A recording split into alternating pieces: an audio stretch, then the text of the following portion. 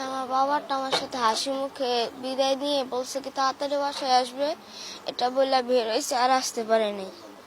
কিভাবে পাথর দিয়ে রাস্তার ভিতরে কিভাবে মারছে, একটা মানুষকে কিভাবে মারে এভাবে পাথর দিয়ে।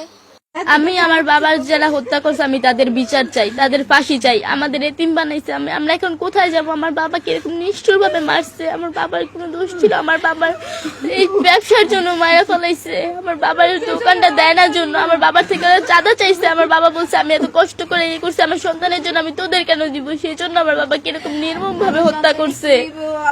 আমরা তাদের ফাঁসি চাই। এটা হচ্ছে আমার বাবার একটা ব্যবসা, মানে অনেকদিন কিছু এখান তো আমার বাবা অনেক বছর ছোটবেলা থেকে ঢাকা থাকে। এখন ইদানিং 5-6 বছর ধরে আমার বাবা নিজের একটা ব্যবসা অনেক কষ্ট করে গড়ে তুলতে পারছে।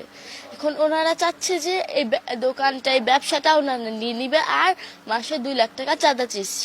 আর আমার বাবা বলছে যে আমি এত কষ্ট করে এইসব করছি আমার সন্তানের জন্য, আমি তো ওদের কেন দিব?